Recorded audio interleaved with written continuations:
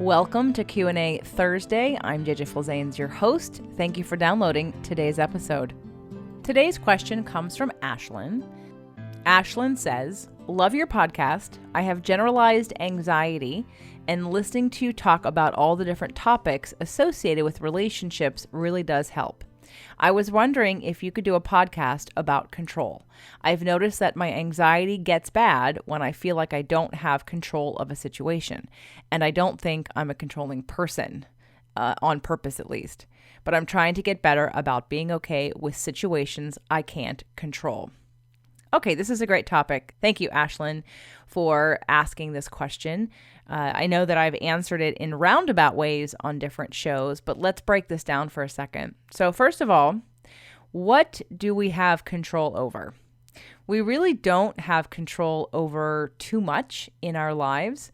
In fact, the only thing we really have control over is how we interpret information, how we react to that information, and the stories that we tell about it, and then any actions that we take based on that.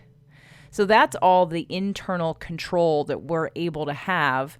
And many times, because people often get triggered by many things, you feel out of control. Because in that moment of emoting, you're not being logical, you're not being analytical, and that's okay because you're in a feeling place. But once we move that energy of that feeling and we allow it to be and we allow it to be released, then we can take a step back as an observer and look at the situation differently. Control is actually one of the biggest addictions that we have. And I did a show, and it lives on Fit to Love, and it lives on Spirit, Purpose, and Energy. And I'm not sure if it's on any of the other channels, but for sure, Fit to Love and Spirit, Purpose, and Energy has a show called Understanding and Healing Addiction. I would highly recommend everyone go back and find it. It's within the first 10 or 12 or 15 in Spirit, Purpose, and Energy. Like it might be episode 9 or 7 or something like that. But anyway, it's called Understanding and Healing Addiction. And if you're listening to that and you're thinking, but I'm not an addict, I don't do any drugs or drink or even drink coffee, control is probably your addiction. It's a soft addiction, but it's something that we all experience at different times. And depending on how much of a hold it has on you will determine how much of an addiction it is to actually allowing flow to happen in your life. So let's talk about control a little bit more. You cannot control. You can influence how other people show up for you based on law of attraction when you are in alignment with their best qualities, when you're in an alignment with what you want to see, with what you want to feel, and you're already feeling those things. You have the opportunity to influence situations and people by, again, tuning yourself to the best of what's available. When we look around and we think that others affect how we feel, we're giving our power away in essence, and now we feel out of control because we're in reaction mode, and some of those deepest, darkest subconscious triggers and wounds will be more easily exposed and triggered when we give our power away and we do not prepare ourselves to be in alignment with the best of the best. We're actually defaulting to our habits, and most of our habits are to be self-preserving and protective. So we often get triggered by other people's stuff. And again, it's our stuff. We think it's the other person, but it's not. So let's talk about the first sentence that you wrote here, Ashlyn. You said, "I have generalized anxiety." Okay, so think about the word general. It's general, like you have anxiety all the time. Well, what's at the root of that? Generally speaking, generalized, when we're talking about control, what control means is that you have a lack of trust. And that's really the bottom line. This is where I would invite all of you to really start to think about what your belief systems are. What is it that you believe? I think I've told this story before on the show, and I know I've told it to certain clients. A past relative and I were having a conversation. This person is highly political and very much in the news. I, however, am not either those things. I stay away from the news and I'm not political. And she was, not in a tight knot about it and feeling like the world was going to fall apart and I can't believe what's going on and it's so terrible. And I said to her, "Do you believe in God? Now, I knew that she intellectually believed in God because she went to church. And she said, well, yes, I do. I go to church every week. I said, okay, do you think God has a plan? And she stopped in her tracks. And I said, then let God work his plan or her plan or its plan. I said the word God. I believe in God, but I said the word God because I knew it would resonate with her. I would say source energy, so it's more neutral because I don't believe it's feminine or masculine. I believe it's pure positive energy that's both masculine and feminine. But whatever word you need to use to personalize it for you to feel better is what I would invite you all to do. So if you believe in God, if you believe in source, if you believe in universe, if you believe in creator, if you believe in whatever, if you really believe that there is something greater than you, or if you believe that you incarnated with a mission to learn a lesson in this lifetime, that you've been here before, that energy cannot be created nor destroyed, and that you are here for a purpose, there is a trust, that is a feeling within that belief that will ground you and cease anxiety. Anxiety is a body sensation. It's not a feeling. It's a body sensation. It means that you have a lot of emotion that needs to be expressed, processed, examined, and released.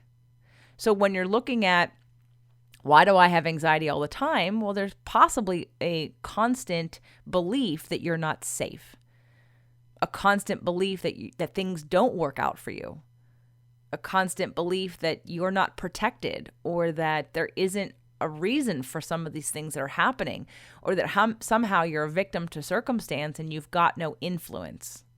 So I would invite you, Ashlyn, and everyone else listening and I know that I've seen some things on Facebook recently, and yes, there are neurochemical, there are biochemical reasons why our bodies can be in a certain state of not feeling balanced. In fact, I've heard people that have gone gluten-free who feel calmer, and all they did was remove gluten. They didn't remove carbs. They still ate a lot of sugar, but they removed gluten and they felt calmer. So there are definitely biochemical and neurochemical things that you can do to help your body feel strong and centered and calmer. Absolutely. I'm not suggesting that that is not a thing. Same thing with watching television, being on your phone too much. That electromagnetic frequency, even if you're not aware of it and you're living in it and you're around it, you're in a room full of computers, that will absolutely take you off balance and will create some extra energy in your nervous system that could disrupt your emotions. And you will think it's just because you're emotional. And it could just be that you're in an environment that is so highly charged electronically and electrically that you need a break. You need to ground. So on the level of anxiety, there are several things we can look at, right? But generally speaking, once you do all those things, and those things are important, if you still have a level of nervous energy, of constant looking over your shoulder, of depression, of being unsettled, not having a strong foundation, we have to examine your level of trust. Now, this is where I guess the religious beliefs come in, the spiritual beliefs come in, because I believe that if you believe that you're only here for one lifetime, and I'm not suggesting this is bad or wrong, so please hear me properly, hear my heart. I respect if you're part of a religion that you love and you feel is the right way and the right thing to do, that says that we're only here one time. Okay. In fact, my bookkeeper, I just learned, is a Jehovah's Witness. Had no idea. And so we talked about it because I was curious. I said, what do Jehovah's Witnesses believe about past lives? And she said that they don't believe in multiple lives. And I said, okay. And we had a very lovely discussion about energy. And I wasn't trying to convince her. I was just explaining that my belief is that, in physics, energy can't be created nor destroyed. It's recycled. So when we die, our bodies stop working. Our soul, which is energy, reemerges. And she said, we would say that your soul or your energy goes back to God. And I said, okay, so the difference is that I believe that we continue to recycle because energy can't be created nor destroyed. So we recycle, we come back down, we evolve. To me, it makes the most amount of sense. And again, this wasn't a discussion or argument. It was a 3-second conversation because we were talking about the foster cats that I had, and 2 of them had died.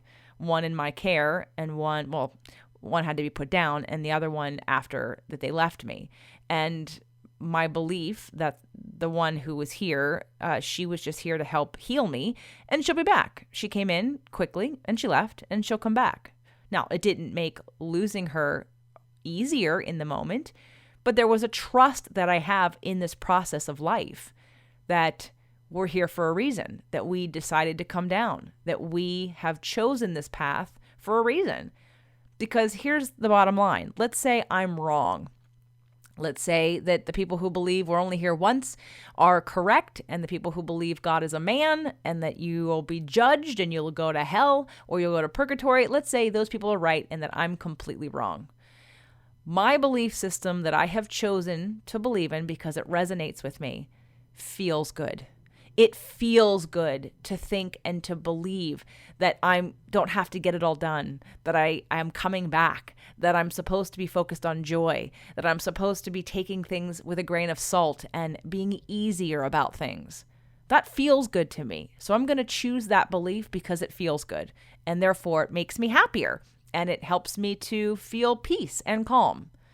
For me, choosing a belief that says I'm not coming back and that incarnation and reincarnation is not a thing and that I have one lifetime to prove myself, otherwise I don't go to heaven, well, that stresses me out. And if it's true, that's cool. I will figure it out when I get there. But if I think about it now, I think that would add a level of anxiety to my life that I'm not interested in. I like feeling peace and calm. So this is really when we focus on the word control, you really have to decide what you are trusting in, and are you really trusting? Back in the day, I don't remember when exactly, but it was probably after my book launch, the Fit to Love book launch, I had manifested a business partner. And of course, it was a perfect situation. And I had said up front that I wanted to get some momentum going and that I didn't want to do everything by myself, and it had to have a sort of energy of its own to build and grow on its own. And that if I was faced with doing everything myself, that I wouldn't want to do it.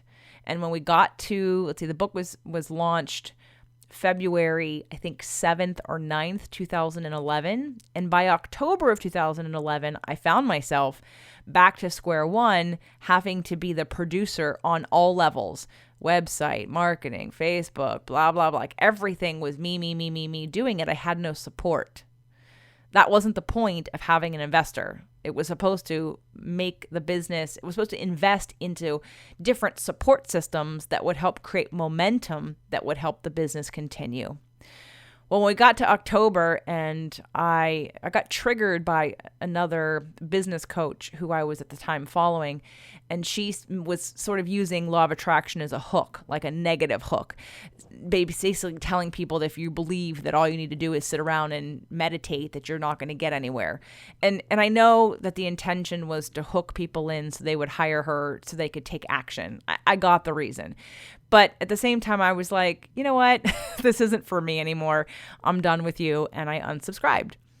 So after I unsubscribed, I also stopped sending emails. I stopped marketing. I stopped doing everything for almost 1 full year.